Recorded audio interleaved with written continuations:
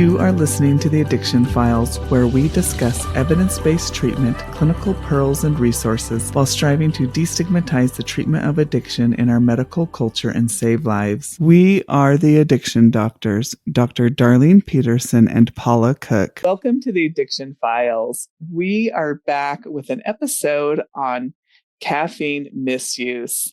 And particularly, we're going to hone in on energy drinks, but we will talk about the overuse and misuse of these substances, because this is an increasing problem among our patients. By just way of introduction, caffeine in general is just estimating, and this is primarily the US population, but 90% of all adults consume caffeine every day.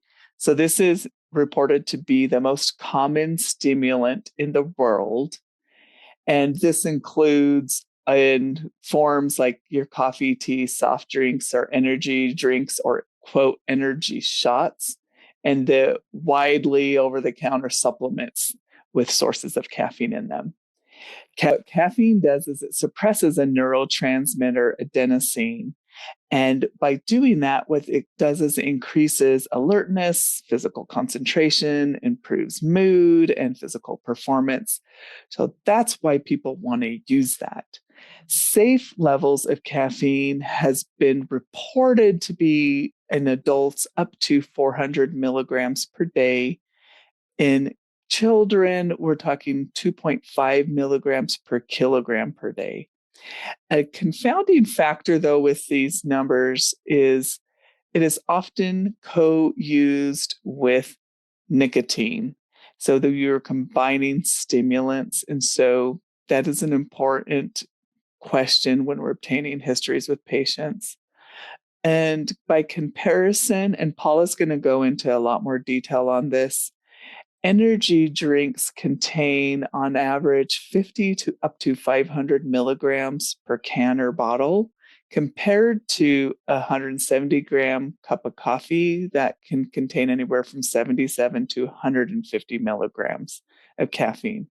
So keeping that in mind when we start comparing some of these substances, when we're looking at some of those amounts. And let's go into a little bit of the history, Paula. So tell us, where did this come from and why has this become the most common stimulant in the world? Well, caffeine is an interesting chemical. And as you said, it's widely used. 90% of the world's population use caffeine. And it can be traced back to originally tea is the first documented beverage that humans consumed with caffeine in it, back to 1000 BC. And this is well documented in Chinese history in the Shang dynasty in the 3rd century AD. And then it was introduced from China, moving west into Europe in the early 16th century via Portuguese explorers and traders, with the British use really increasing in the 15th century. What's really interesting, though, about tea that was originally and still is utilized in China is it was used as fresh green leaves, so green tea as we know it. And it was used as a medicinal tonic through Buddhist history and Buddhist monks and monasteries. There's well-documented utilization of green tea and green tea leaves. And when the British particularly caught wind of tea and its benefits, they basically stole the recipe and smuggled it all the way west. What happened during the passage were the green tea leaves dried and fermented and then formed black tea. So that's actually how we ended up with black tea leaves, which were not, I think obviously Chinese tea, there's multiple kinds of fermented tea, and black tea is now being utilized in China and in the East, but that's how we ended up with primarily black tea in Britain and in the west of Europe, and green tea in Asia. Well, Europeans brought tea to the colonies, including India, where it became a large agricultural endeavor, and then they also brought tea to the American colonies, the US colonies. And I thought this was really fascinating because as an immigrant person to this country who grew up drinking tea, I arrived here and I was like, where's the tea? Why is everyone drinking coffee? I could not understand the So obsession true. of Americans with coffee. And I was so deprived of tea. I mean, I grew up in Ireland a lot, some of my childhood, and tea is just like water over there. But apparently, what happened, that's highly politicized, but tea was very popular in the US colonies until the American Revolution. And then, because of its association with Britain, it was actually ruled as an unpatriotic drink. And coffee was declared as the hot beverage of choice. So that's kind of, and the same thing as, Canada, they were drinking tea because of their association with the Queen and the Commonwealth. So the Canadians kept drinking tea with their French heritage, their association with the Commonwealth, and the US broke off and became rebellious and drank coffee. And this is why it's taken a long time for tea to kind of cop on in this country. In terms of coffee, which of course really is the quintessential caffeinated drink and even still is, although energy drinks are really contesting with coffee now, dates back, as far as we know, to Ethiopia in 850 AD. And I think this may be my favorite story of all. It was documented from a goat herder in Ethiopia called Calvi, who noticed that his goats were jumping around after eating berries of the Arabica plant. And he's like, something is awry. Something is on with these goats. And he took the berries and he gave them to a monk who concocted a potion. And they all then discovered the benefits of coffee. So I'm now going to, and none of you better steal this idea, I'm going to start a coffee shop called Jumping Goats. I think it's just a brilliant plan. The Jumping Goats coffee shop, but I'll only serve tea. That's the cat. Anyway, there's lots of history of coffee and tea. It moved, came into, it's been, as I said, energy drink market has really exploded. And there's been a 70% escalation of caffeine ingestion because of energy drinks, basically from the mid 2000s up to now. We're seeing a huge increase in caffeine ingestion from energy drinks and energy shots in children and adolescents, which is actually really distressing. So we've seen a 70% escalation, as I said, from 1977 to 2009. And I think if we got data from 2009 to 2024, we'd see a huge increase. Total energy drink sales globally have been just rising and rising, and they've reached, according to Mayo Clinic, $57 billion by 2020, which I actually do not doubt. I went to Maverick the other day, which is a Utah convenience store gas station chain. And I was looking for a drink like a kombucha or something like that when we were traveling. And I actually could not believe it. They had, I think, 6 or 7 glass refrigerated cases with beverages in them. And 3.5 of them had energy drinks. And then 1.5 had beer. So soda, even soda, as awful as it is contracting in its offerings, I've noticed. And drinks like chocolate, there's always a little bit of like chocolate milk and that kind of thing. So the energy drinks are now the second most popular dietary supplement in the whole of the US, which is crazy. Multiple vitamins are number 1, and energy drinks are number 2, second most sold supplement, according to the FDA. So there's the history, and I think it's only going to increase. And I only copped on really recently to what Celsius drinks are. I guess we're doing advertising for them by talking about it. But I was like, what are these drinks that you see everywhere in the advertising for them? And I've been learning that these drinks are just being touted and marketed as healthy and health drinks because they have vitamins and electrolytes and sparkling water, but they're pretty highly caffeinated. So we're seeing similar and parallel tactics to marketing energy drinks as we are to alcohol. And we've talked a lot about the marketing of alcohol on our podcast before, how akin it is to the marketing that humans were exposed to during the big tobacco era. And we're now seeing that kind of marketing for nicotine, although it's been quashed a little bit by FDA and the government. But now energy drinks are just skyrocketing, and they're just dime a dozen, and it's like, what variation do you want? So anyway, that's a brief history, and takeaway is jumping goats, and tea used to be unpatriotic for Americans, but it is no longer. That is actually really interesting. All right. So tell us a little bit about some of the content of the caffeine levels, because this, I think, is pretty eye-opening, especially as some of us as physicians, and there may be many out there that are very well versed in this, but those of us that do not drink these energy drinks are very naive to the level of caffeine, and also they might just think, well, this is just an easy replacement to my morning cup of coffee. And so I briefly touched on that in our intro, but Paula, tell us sometimes how this compares, because I know you were taking a history from a patient a couple of weeks ago who was consuming 12 to 15 energy drinks a day. Right. And when you start adding up just how much caffeine that they're consuming, and then you kind of wonder, like, why then they're coming to you complaining of some of these side effects, which we'll get to. Right. No, I think this is a good topic. And to give context, let's use coffee, tea, and soda as kind of our baseline because, in reality, most are familiar with that. Yeah. right. And in reality, coffee has a lot of caffeine. And a lot of us drink coffee. It makes goats jump. So, yeah. Yeah, it makes me jump. This is why I don't drink coffee. So, typical coffee, and you'll actually find a big variation of reported caffeine amounts in coffee. And in fact, just in general, it's very difficult to really quantify milligrams of caffeine in any product, and they're often mislabeled or not labeled at all or incorrectly labeled. And even coffee, you could get a vague idea, but really it depends on the roast, it depends on the beans, it depends on how strong you brew it.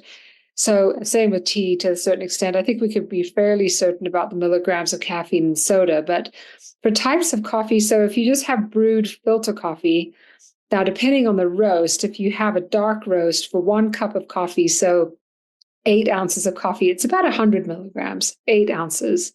If you have a blonde roast or a light roast, it really increases 2 to 3 times the amount of caffeine. If you have an espresso, so a shot or a latte, basically an espresso shot, like a 60 ml espresso shot, which is 2 shots of coffee, you're getting about 126 milligrams of caffeine there. And if you're getting like an espresso pod, using one of the pods or Keurig, you're getting about 65 to 70 milligrams of caffeine. Now, if you look at commercially sold coffees, we'll just go over this really quickly because we could do this all day. Commercially sold coffees, again, because of the kinds of roast and the size that we typically consume, most of us don't go to Starbucks or Dunkin' Donuts or our local brewery and buy 8 ounces of coffee. Most of us don't. So if you go to Starbucks and get a 20-ounce Pike's Place roast, there is 410 milligrams of caffeine in that. So, if you go to Dunkin' Donuts and get a same size regular coffee, drip coffee from Dunkin' Donuts, 270 milligrams. Okay. So there's quite a lot of caffeine in commercially produced coffee drinks. One more of those little examples is like a Starbucks mocha or latte is about 175 milligrams for 16 ounces of a mocha or a latte. So a lot more than what I just read for a double shot. Well, what about tea? So tea it's fairly standard, and the color of the tea will dictate the amount of caffeine. That's a good rule of thumb. 6 to 8 ounce cup of black tea has 50 milligrams of caffeine. And oolong tea has a little bit less than that. Green tea has 20 to 30 milligrams. And white tea has a very small amount of caffeine. The only tea that really is very strongly caffeinated is yerba mate, which has about 50% of the caffeine of the same volume of coffee. So tea is caffeinated. I mean, black tea is caffeinated. What's interesting is tea, a lot of people can tolerate tea, but they can't tolerate coffee. And there's a reason to this. Then I was reading about this today, and it has to do with the formulation, but mostly probably due to the other effects of chemicals that are in tea. So tea is well known for containing L-theanine, which is very calming and anxiolytic. So probably has some kind of a negating effect on the caffeine versus just drinking straight coffee. Okay, really quickly, how much caffeine does soda have in it? 12-ounce Mountain Dew, whether it's diet or regular, has 54 milligrams of caffeine, which I'm actually surprised by that, Darlene. It seems like it's more than that.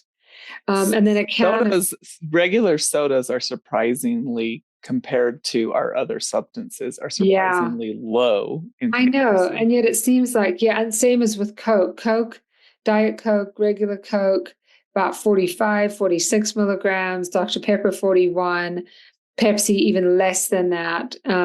Coke, 0, 34 milligrams. So I don't know. It seems like, and I don't drink soda, but when I do, boy, I can just have like quarter of a can of Coke and I'm like buzzing for a while. Okay, so let's go to energy drinks. So really the high standard is coffee, especially if you're going for light roast coffees from somewhere like Starbucks. You really can get a lot of caffeine. So when you're taking a history, it's good to know how much people are drinking, because if they say, well, I drink a pot of coffee or half a pot of coffee, a pot of coffee has about 800 milligrams of caffeine. So if people are brewing a pot or a carafe and they're drinking half of that in the morning, then they're getting 400 plus, which is about what you said is your limit. So when we look at some popular energy drinks, and the big thing to remember about energy drinks, and you're going to talk about this, it's not just the energy drink you're getting when you're drinking it, right? Just in terms of pure milligrams of caffeine. So there are energy drinks, which come with, liquid and everything else in them, 12 ounce, 16 ounce.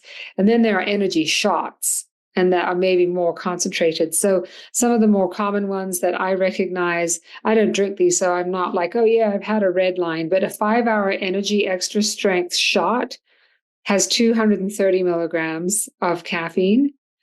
Celsius, those drinks I was just mentioning, they are 12 ounces and they have 200 milligrams. And boy, are those easy to throw back. Have you seen those? They look like sparkling water.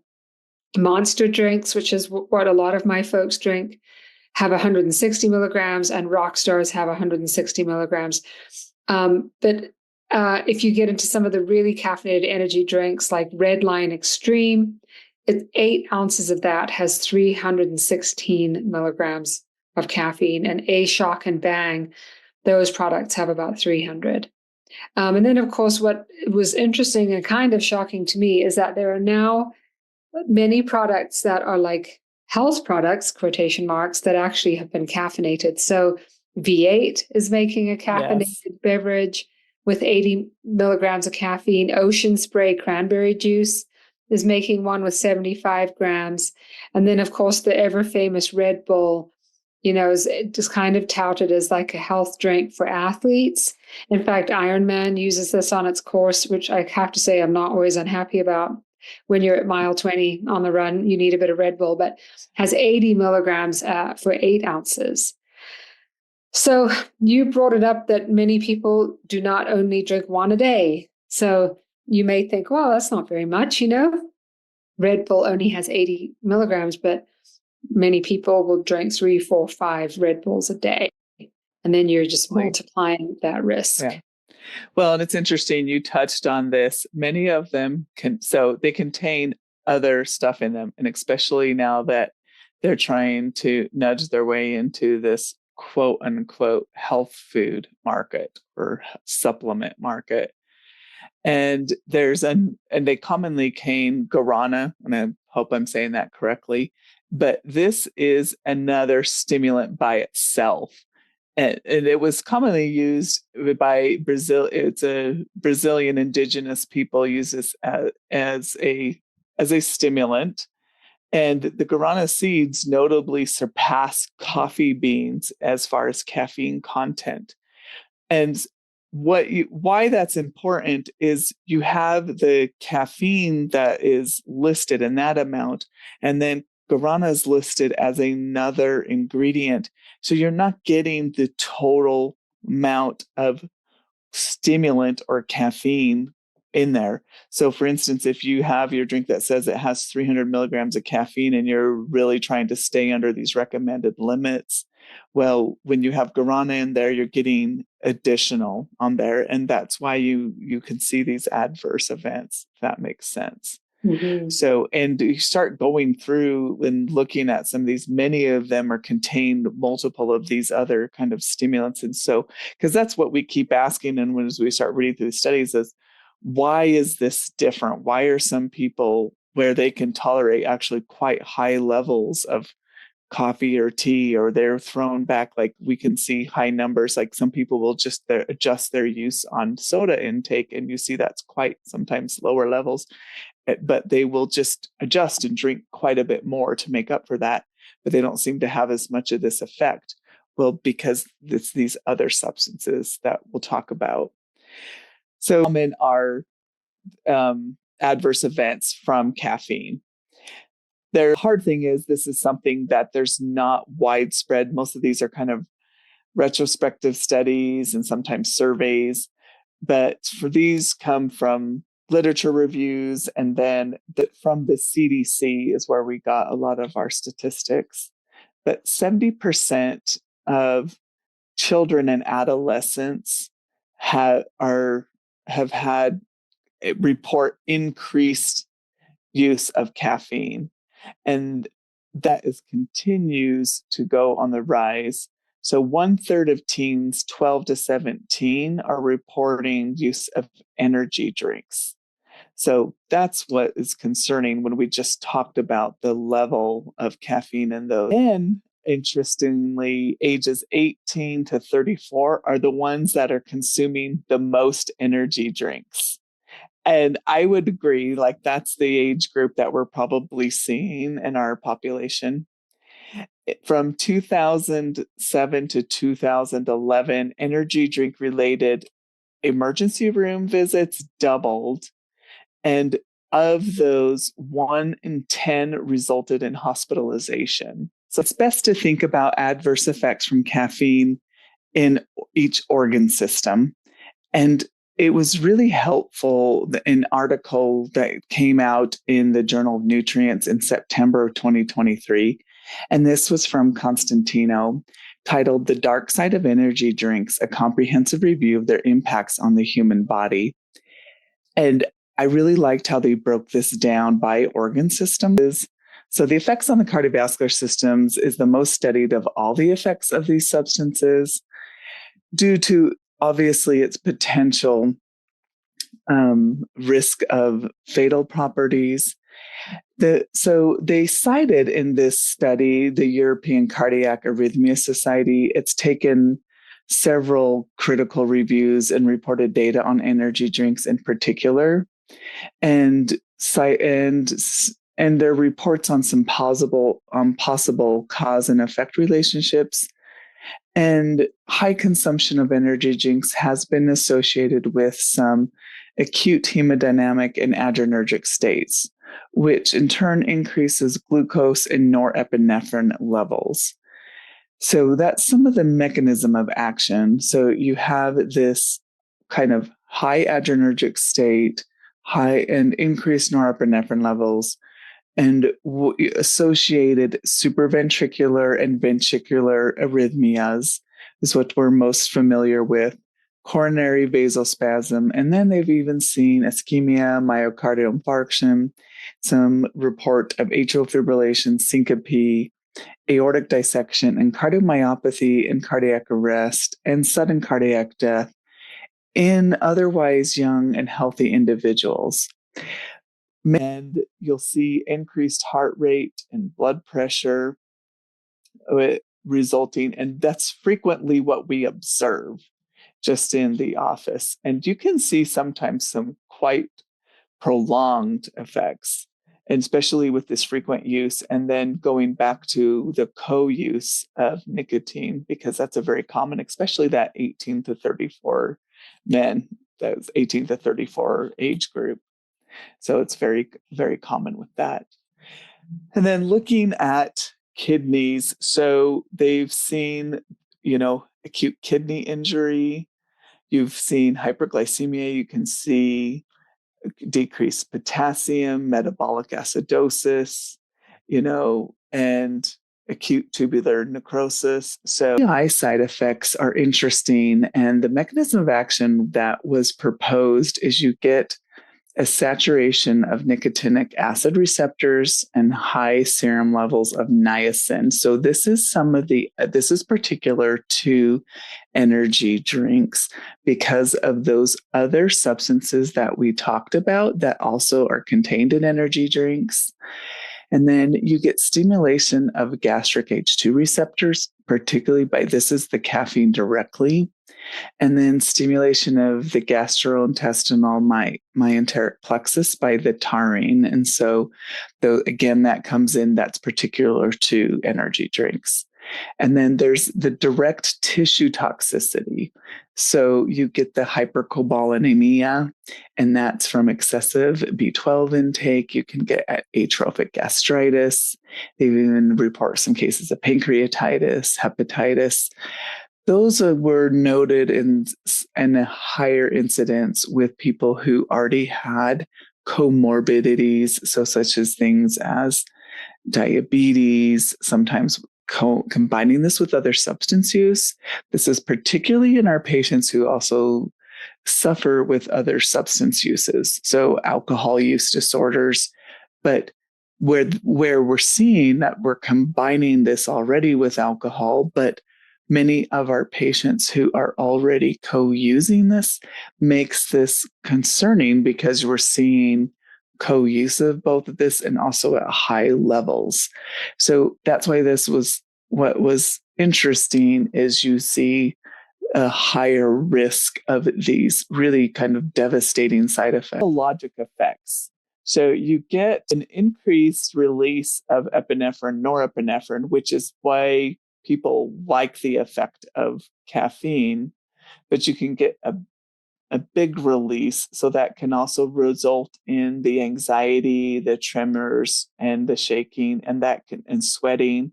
And so that can be quite profound with really excessive and overdose levels. Does that make sense?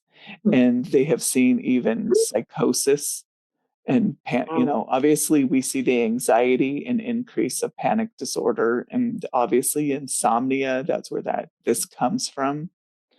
They've seen hyperglycemia, hypokalemia that we touched on already, a metabolic acidosis. You can even see there has been reports of leukocytosis associated with this.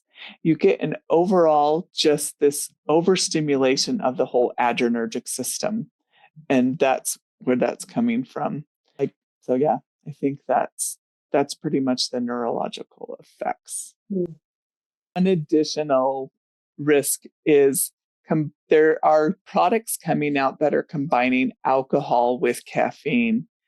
And as we know, this is a really disturbing phenomenon, don't you think, Paula? That risky drinking, particularly we see this in that little bit younger population that seems, well, it's marketed number one to college age, but they have seen 25% of college students are consuming alcohol with energy drinks, or they're consuming those products that have already combined alcohol and caffeine together.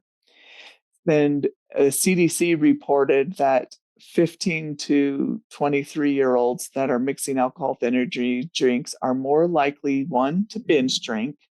They're 4 times more likely to participate in the high intensity drinking. And if you recall, high intensity drinking meaning drinking 6 or more drinks in a setting.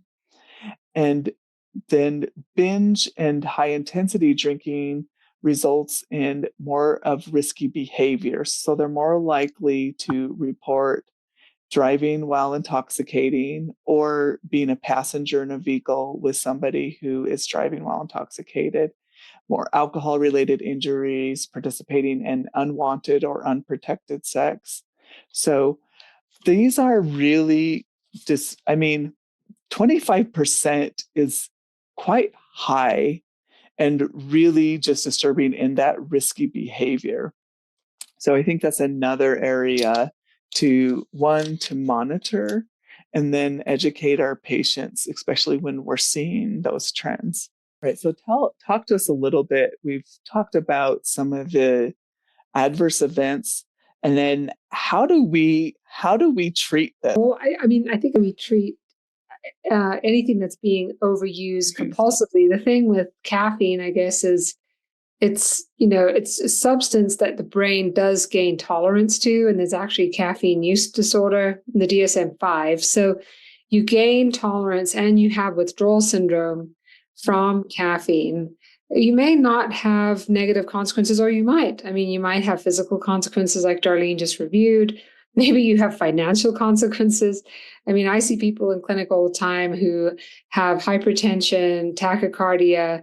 They have dental issues, hyperglycemia, prediabetes, metabolic syndrome because of the amount of sugar that they're consuming from the energy drinks.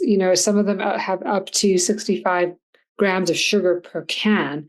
And if you're drinking multiple energy drinks a day, this is a big problem. I mean, this goes for very sweet coffee drinks as well and tea drinks. So really puts a risk, puts us at health risk. So treating it like any other substance use disorder in terms of like recognizing the problem, brief intervention, seeing if people are willing to change their behavior and why. So using motivational interviewing to lever what they might want to change about their use. So would you consider changing the amount of coffee you drink? And why would you? So get them to identify why they would want to change. Same thing with energy drinks. I think this issue with college students, high schoolers, and younger drinking a lot of energy drinks just by themselves and landing in the ED with tachycardia and supraventricular arrhythmias is a huge problem. And we have to educate parents and families and kids on the risks of the drinks themselves. And then, of course, this combination of energy drinks with alcohol is just a huge problem. And I would hazard to say that 25% is low. I think 25% of college students is probably now a low estimate because the combination is so clever. I mean, you're getting the relaxed buzz from alcohol with the stimulant and up all night party from the energy drink. So, makes sense that this is how people are drinking alcohol. And we have other data coming from that Canadian study that kids are not only people who use energy drinks, not only binge drink, but they also are more associated to smoke cigarettes, incident ratio of 3.7. Cannabis is increased with people who use energy drink 2.9, as well as binge drinking. So there's a lot of association there that comes from a study from Sampasa Kayinga and all from the International Journal of Environmental Public Health in 2020.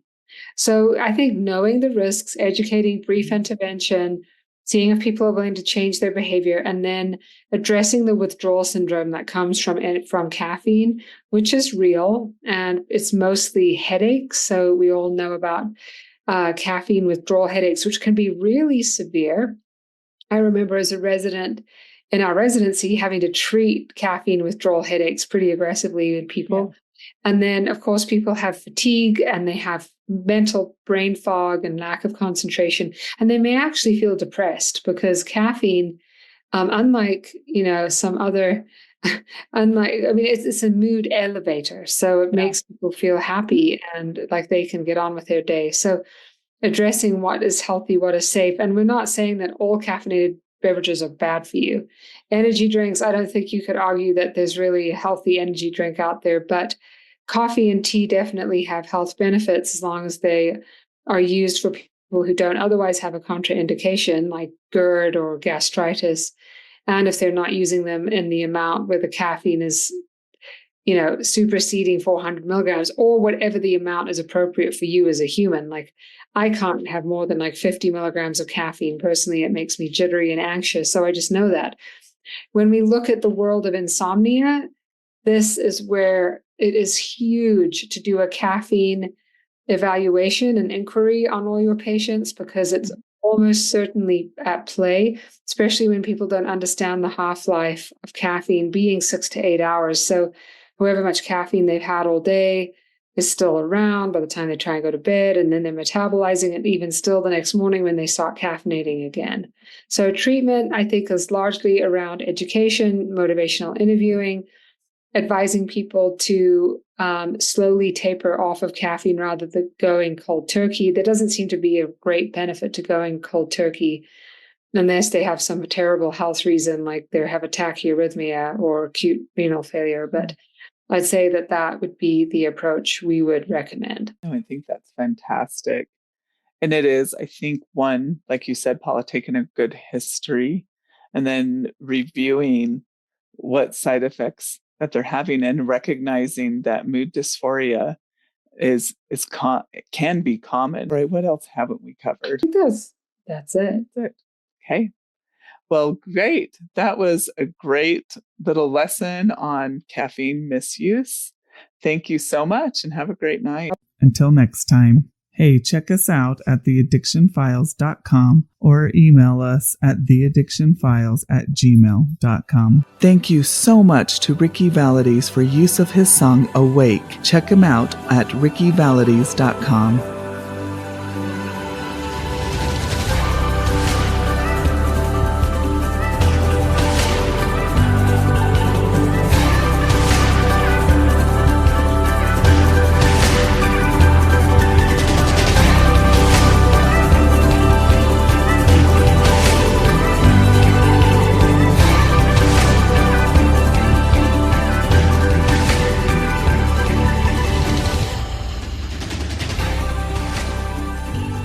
Podcasts are for entertainment and education purposes only. Hosts and guests are not responsible for any harm caused by information obtained from this source. As each person is unique, you're advised to seek the advice of your own healthcare professional to treat any medical conditions you may be having. Opinions expressed on this show are those of the Addiction Files and not of our respective employers.